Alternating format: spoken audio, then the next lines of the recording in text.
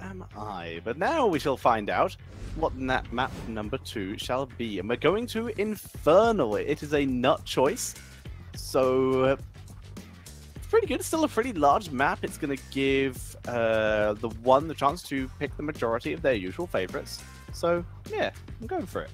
All right, I think that's a good call. You know, Infernal Shrines is a very neutral battleground. I can't believe they pulled it off on Sky Temple, by the way. Sky Temple, especially for teams that might not have as much experience, can sometimes be a tough battleground, right? Because if the opponents get a lead, which the one actually did in the early game, it might be so hard for you to come back.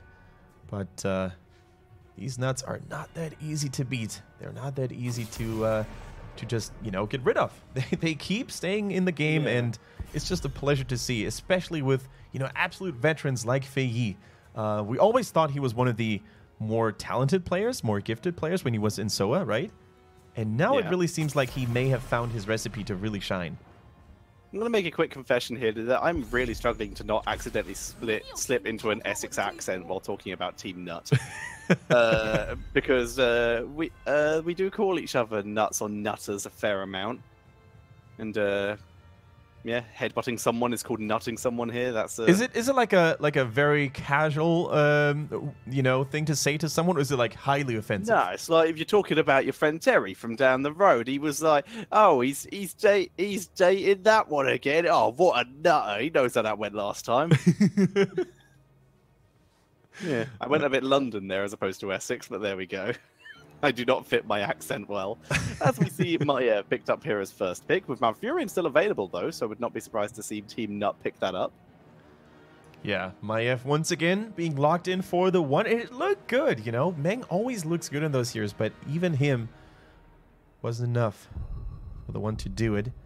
Now, what would you say about Decker K in the last game? You've been a little critical towards the hero. Is he starting to impress you? The Deckard, sorry? Yep, the Decker Kane. Yeah, it's just... I mean, it really depends on the situation. So many times I look at it and I just don't think it matches the draft, but in a lot of cases it just wins anyway. I mean, just for the route alone, I think Deckard is just a really good hero. Just for that. Yeah. And I gotta say, he's got so many good things that synergize, you know, in his kit. We saw the Sapphire. I think that was probably one of the most impactful things in some of those Decker Kane games, right? The Rubies, not so much. You know, Ruby's the only gem that doesn't really fit into that build, but the Emerald and the Sapphire, both of those sometimes used at the right moment, at the right time. The healing reduction can be huge, especially on heroes like Muradin when they go for Stone Skin at 16, but also the slow. You can have a guaranteed root if you time those two abilities together. The Sapphire Cube, and then of course the Scroll of Binding. So nice to see Deckard in action.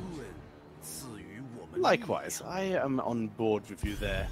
As we so far are not seeing him, he is yet to be picked up, as Alex Strasser was taken by TeamNut, and Malfurion was taken by the one. It's still weird to me that that is a priority, but then again, we are on Infernal, so it's acceptable. So now with Hanzo taken by the one, and with Genji and Tracer banned away, TeamNut are moving down a tier or two in terms of assassins. Yeah, absolutely true. I think so. I'm still waiting for TeamNut to maybe... I don't know, man. It's hard to criticize them. There's actually nothing I would like them to do a little differently compared to Game 1, with the exception of maybe just being a little more stable in the early game. Like, if they don't fall victim to these gangs over and over again that Maiev, especially Meng there, you know, they found an opening quite often in the defenses of the Nuts there. If they find a little bit more of a stable game in the early game, then I think they might be a top-notch team. And I never thought I would say that. I believe you, though. That's the thing. We didn't think we'd say it, but I honestly do believe you. So now then, we are seeing, with Tyrael banned out, which is also a little bit unusual. The one, they can just ban out any assassin. I would suggest probably something like Phoenix, anyone with any kind of AoE. Jaina as well would also be an option. Yeah, absolutely. Go for an assassin ban here. The enemy team already picked a tank and a support, and I don't think you need to be scared of solo laners these days, especially when there's so many to choose from. So limit TeamNut in some of the top-notch ranged assassins. You mentioned the Phoenix. I could also imagine a Jaina ban. Just make them feel a little uncomfortable, you know? Just try to push them, force them into something they may not have practiced and played that much. So what is the ban? Running down the timer all the way. They don't ban an assassin. They stick with solo laners. Neither team picking one up yet. So potentially logical, but their second pick. So they're giving their opponents first pick in terms of solo laners, but they're also removing protection for some of the squishier backliners against the Maiev. Makes a lot of sense. Paving the way for Meng on that Maiev basically by removing the bunker tool as an escape pod for TeamNut. I like it. I think that is a smart call nonetheless. But what is TeamNut now going to respond with here? They need damage, and they need it now. Jaina, I'm not sure how well she's going to fare against the Maiev aggression. Like, Jaina, you know, as popular as she is in China, I think she has some tremendous weaknesses against heroes like Maiev, and that is the fact that her ice block needs so long to complete. Basically, most Jaina players will have it around level 13, between 13 and 16, I would say, depending on how well the game goes for you. And until then, she's an easy target for the tether, for the Umbral binds. I would not like to see her here. Here comes a Cassia. That's interesting. It's a little bit risky, but in terms of self-sustain, it can be incredibly effective. You're a very independent assassin when you're Cassia. You need very minimal actual protection. All right, Cassia. Cool. Now, there is a lot of ability damage on the side of the one. Don't get me wrong. Maiev's resets on the Q. Her binds. The Hanzo scatter shots. I'm not sure if the Maiev isn't going to be the nightmare, the bane of the Cassia. But you totally mentioned the self-sustain of Cassia. I totally agree with you. The Hanzo basic attacks are not going to cripple her and harm her quite a lot. And don't forget about Ring of the Leech, you know? The self-sustain that Cassia brings to the table can never be underestimated. This is true. This is true. The amount of self-sustain and burst you can get if you can land a good Ring of the Leech fend, that is so much instant sustain. This is where Cassia can really become just impossible to kill, especially if, guess what, your opponents are grouping up around you. And guess what? That's a lot of melee. But that's a scary amount of melee. Diablo, consistent crowd control to make Cassia's job even harder. She only gains her armor when she's moving, so very sensible there. And Malthael, something that can win the solo lane against the Sonya there. This is a really good draft by the one. I like it, dude. I really like it. The Malthael, as you mentioned, the permanent damage is going to tick on the Cassia, on heroes like Johanna and Sonya as well. We have a lot of targets that could potentially be good targets for the last rites. Against the Johanna, though, it's not that easy to get it off, though. Against a hero like Muradin, it's a little easier. You know, all the other high HP warriors like Stitches and Diablo. But Johanna has one thing going in her favor, and that is the shield, you know, the Iron Skin. If you get that Iron Skin off before the last rite hits and executes you, you're not going to die. And with that Medivh now being in play as well, all of a sudden, you're going to have a lot of burst protection, a lot of denial. You know, you can deny the Malthael combos. You can deny the last rite's hope. And, yeah, Medivh is going to have to be on point, but overall, it is, in my opinion, a almost perfect choice against what they're having to deal with here. That Force of Will is not going to help against the damage over time, but that's what Extras is for. It will protect against the Diablo burst, against the Malthael burst, and of course against Hanzo burst. I am digging it. Also, you were curious about who they beat. TeamNut beat out Sunny Lion. There we go. Cool. In the Crucible. Thank you very much for doing the research. That means that Soa fell to the 18. And it actually, it doesn't look like it. It looks like Soa disbanded and became the 18. Huh. That would also make sense in terms of, you know, Uncle Gene Fei parting ways and no longer being in the same team. Indeedy. That looks like the case. Apparently they might have taken players from Sunny Lion, Timeflow, and Soa and just made a super team. TeamNut, that is? We learn. We learn. We learn. All right, ladies and gentlemen, game number 2 between the One and TeamNut. Can the One come back, or are the Nuts going to take it home with a 2-0? Remains to be seen. We're going into Infernal Shrines. Here we go.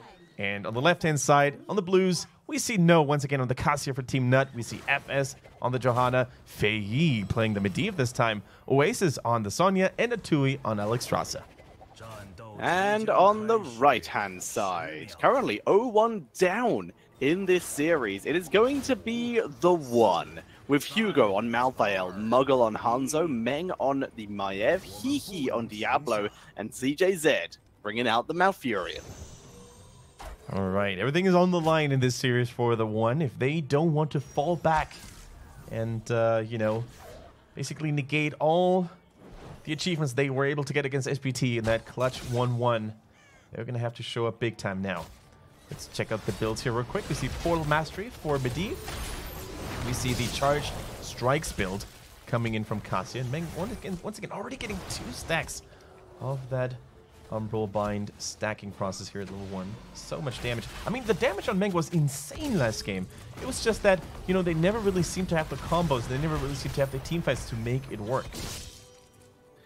Yeah, that is true. So, what can they are they going to be able to get those combos this time? They have great setup, they have great follow-up. Question of how well they do with it. Diablo tackles into a minion, not going to risk tackling a hero at this point. Just playing a little bit safe, just increasing his rotations and his wave clear. Yeah, absolutely true. Here we go. Both teams now taking a moment of relief here, and they're trying to get the mercenaries done. We see FS against Meng. Now, if only one person gets hit by the tether and only one person gets pulled in, that doesn't count as a stack. It needs to be at least 2.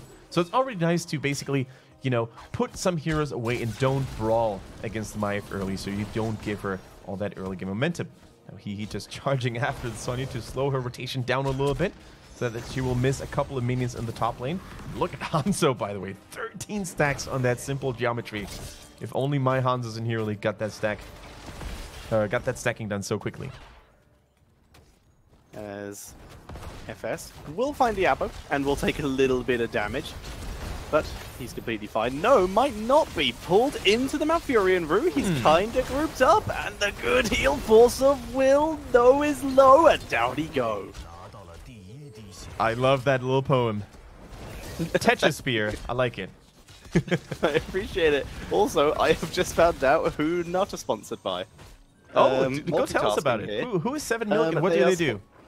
They are sponsored by Tianshan dried fruit. Huh. That is amazing. So a company that sells dried fruit. Neat. Also dried nuts? With nuts than dried fruit. Man, look at that. By the way, can I just say that dried fruit and nuts as a combo is probably the best snack you could ever go for? It's pretty dope. And much healthier than chips. Exactly. So, yeah, I like it. Cool. Knowledge is power. I've closed that tab now. Now we're back onto the camps being taken, the Fallen Shamans by both teams. A little bit slower by TeamNut, but once again, that means their Fallen Shaman will be fighting from a defense position, which can work out in their favor. Alrighty then. Let's see who's going to have that first Infernal Shrine under their control. 10, 11 already. That is still good for TeamNut to try and contest it. Here comes the Sonya. Yeah, TeamNut was actually founded on April Fool's Day, as we see Diablo turning around, looking to give Johanna a little bit of April Fool's, but no, she's able to Iron Skin through and sustain her way. And I love the patience here by Atui. He waited so long before popping off the Dragon Queen, so they basically get a little bit more time to dominate this shrine. Here it is about to expire though, and the One, they're still lingering around in the bottom half here. The roots are good as well to basically keep TeamNut at bay here for now, but can they close it out? Can they hold it?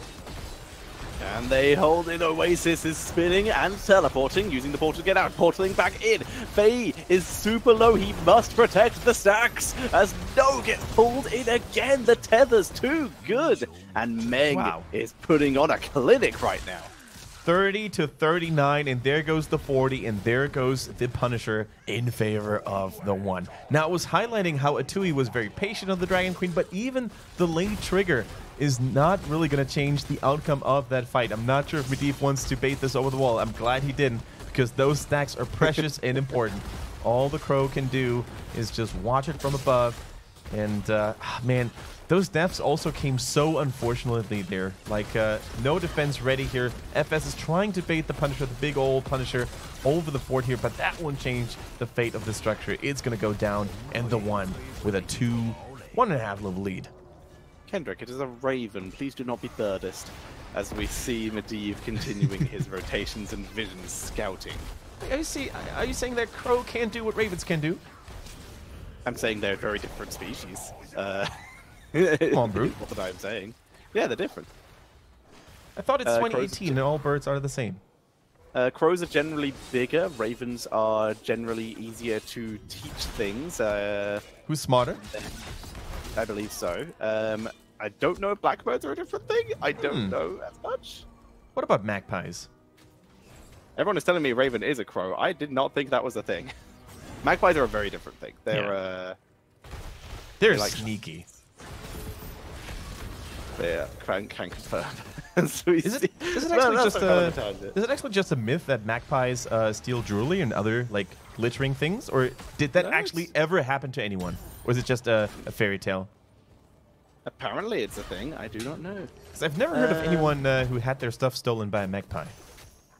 Okay, type of species is the common raven, and okay, so Corvus and Corvus is the type of species, and a raven and a crow are subcategories of that, but they are different things. There we go.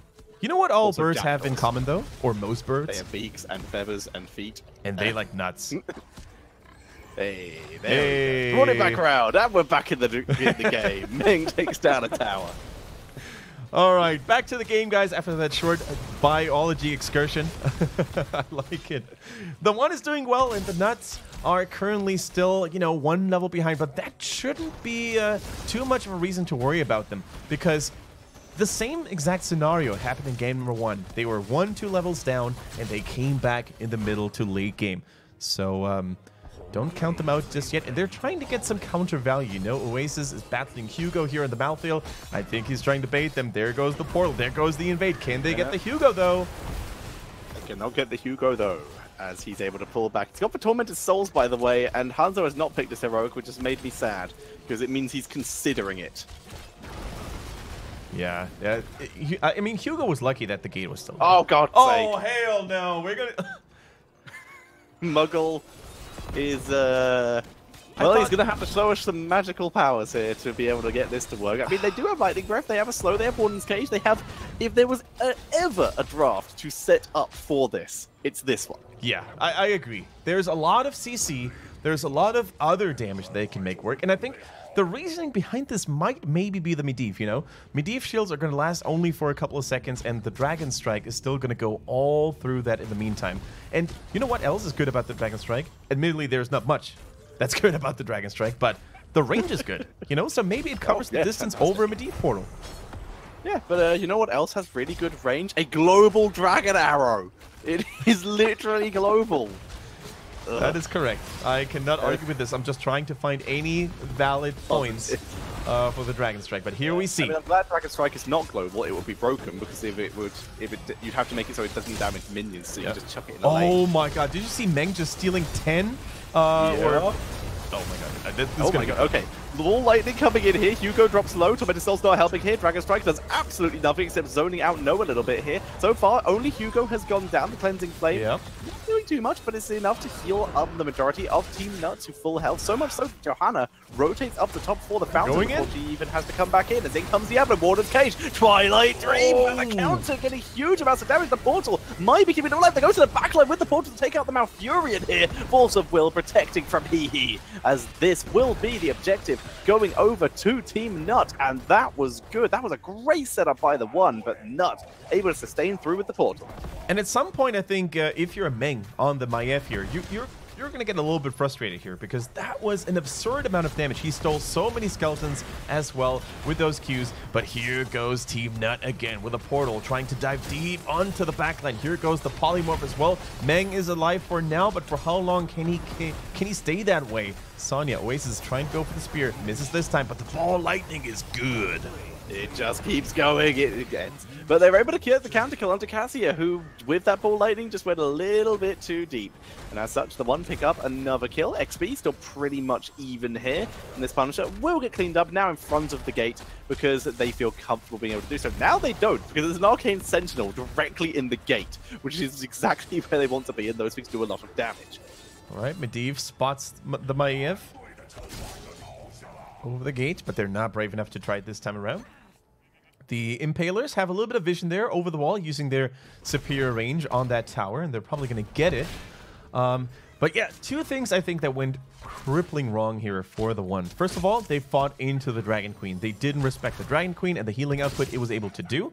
And we all know what that brings with it, unfortunately, sometimes. And then the reinitiation 4 versus 5, because there was a mercenary camp pushing at the top. So they thought, you know, even if we end up dying here, or even if we just stall out the team fight a little more, the mercenary camp is going to get that value. But look at that protection. I mean, No is not going to fall anytime soon.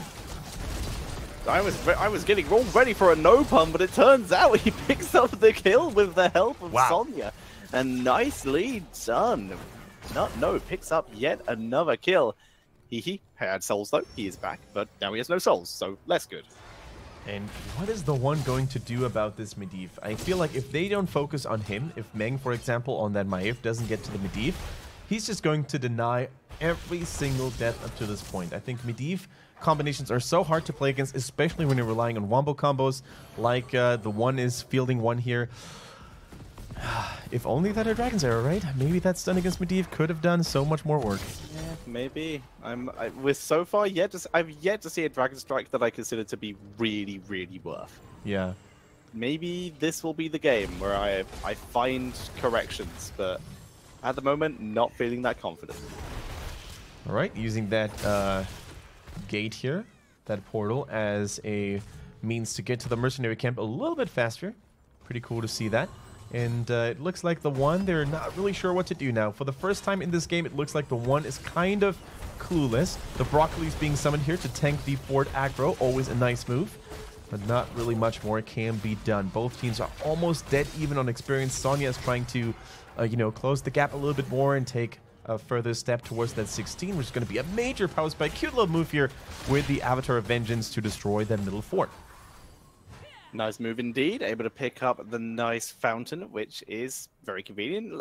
I was going to say, unfortunately, it's not the lane the next Punisher is going to be in, but fortunately, that doesn't matter because there's no fourth fountain up there either. So it's going to be pretty decent overall. It just makes it even harder for TeamNut to perhaps rotate and grab a fountain if they were to attempt to. And Tetra, I think neither of the teams is going to get 16 before the other in time. So this might be one of those decisive fights in which both teams are trying to face each other in equal terms. Nice natural cleanse here for the Malfurion. Oh, Dragon Strike actually picks up a kill. Oh my goodness. The stacks are still acquired. He's already full on stacks. Maya finishes her Umbral Bind, and that is a triple kill. There goes the triple. And two people now on the run for TeamNut. That escalated quickly, Tetra. Not even Medivh was able to stop this onslaught from happening. And I think the One, they're playing this perfectly. They have a mercenary camp at their disposal as well. They're going to have minions coming in shortly. But here goes that engage. Meng cleansed by Malfurion, so nicely done. And then the slows on 4 members. They're slowed down. They're taking the Twilight Dream and the Maiev combo. And even guess what? The Dragon Strike. Even that one did a lot of work here. See, for the first time, they launched the Dragon Strike before their crowd control, because it takes a bit to wind up, and then CC'd perfectly on top of it. For the first time, they actually set up a wombo combo that you're supposed to do with Dragon Strike correctly. Really good job by the One, able to net them that Medivh kill in the beginning, which really set up the rest of the kills. Alrighty then. They're actually going to wait a little bit until they unleash the Punisher because they need to group up again. Ideally, they're also going to heal here. Look at that. ZJZ getting that mana on the support. It's a super important quality for support players to know when they're going to heal, when they're going to get more juice. And I think they're actually going to try to take the value on the bottom half of the map as well here. 3 Impaler mercenary camps are waiting to be taken. And as long as they have Malthael near the shrine, I think they should be able to get it. But they only got 38. Not 39. Being very patient. So here comes FS to try and steal a couple away. He's got 3. He knows he can't do it. He's just trying to buy some time. The idea here is to maybe try and drag enough people up with Medivh seeing them that Sonya and Johanna can maybe clear out mid lane, killing off the camps and grabbing themselves some XP. You know what else they wanted to do? They wanted to get Hehe more souls. Because he only now is fully stacked on those soul stones. That is so smart, actually. He probably made a call and said, like, you know what, guys, I'm sitting at 80, 85. Can we stall it out a little bit more? Of course, because there's no level 20 anytime soon. That was so smart. I really like the calls. as FS holds a little bit further back. No need to be careful. They're very nearly running into range, and Iron Skin applied. Nice pull on the Punisher all the way to the mid keep. That's wonderful. With bot keep already, top keep, sorry, already down. This is now just a defense for potential core, as No again gets Diablo chunks. Once again, Force of Will, though, keeping him alive. The boss is aggroed. Oasis takes a little bit of damage, but he's tanking through it. Dropping a little bit of counter damage with that Whirlwind, keeping himself sustained. In comes the Dragon Queen to really shut down this core attempt. There's no way they will push through this now. Yeah, they're definitely not brave enough. The portal as a gap closer here. Everybody is coming through, and TheOne is getting engaged upon. The Twilight Dream, Warden's Cage, Dragon Strike does nothing, but everything else does everything. As they are super grouped up, everyone pulled into the Warden's Cage, right on top of the portal. I don't really know what they expected to happen, as we see TheOne able to pick up the kill. Okay, two things that really astonished me here. First of all, how is TeamNut still alive? How did they only lose one member there after taking or losing the healer so early? And that is the second thing I want to talk about here. Why did Alexstrasza not use her ulti? She actually walked into one of those wardens and got flung around left, right, and center. I think she should have used the Cleansing Flame immediately to help her allies in need, and then she would have had a good time on that Dragon Queen without, you know, all the CC. Look at Cassia frontlining, by the way. No goes down again. Faye is low. Oasis is low. Why though? Becoming a problem. But yeah, I think she didn't use the heroic because she was caught in the Twilight Dream when she might have maybe. Yeah, that's a good point. But either way, this is still. Why did they go ham on their keep? Unfortunately, has been a bit of a weak link for me this game. He's been caught out a lot. So I'm not sure if they could have kept that keep alive without their support, but now they're actually running the risk of losing the game altogether, Tetra. Yeah, they're ramping it up with the Polybomb not really landing. Sonya in danger this time. The Cleansing Flame lands, and Oasis being sustained, but not enough. The shield is down. Faye completely zoned away. And that looks like TheOne burning down the core with 2 catapults. Yeah. That's gonna be GG. And TheOne takes the 1-1. And are able to put themselves in first place in HGC China. Absolutely, and the anti-healing there in that game, especially towards in the late game, I think it made such a difference, you know. The Malfurion Roots, the Touch of Death on Malthael, so much anti-healing to deny any value of the Cleansing Flame, of the Alexstrasza Abundance. I think it made all the difference there, but also some reckless plays by TeamNut. I'm not sure why they wanted to defend that middle keep so badly without a support. Cassia was going super ham, almost playing like a frontliner there. Yeah. So, yeah. I mean, if you're going to go really forward with a ranged assassin, Cassie's okay, but I can't help but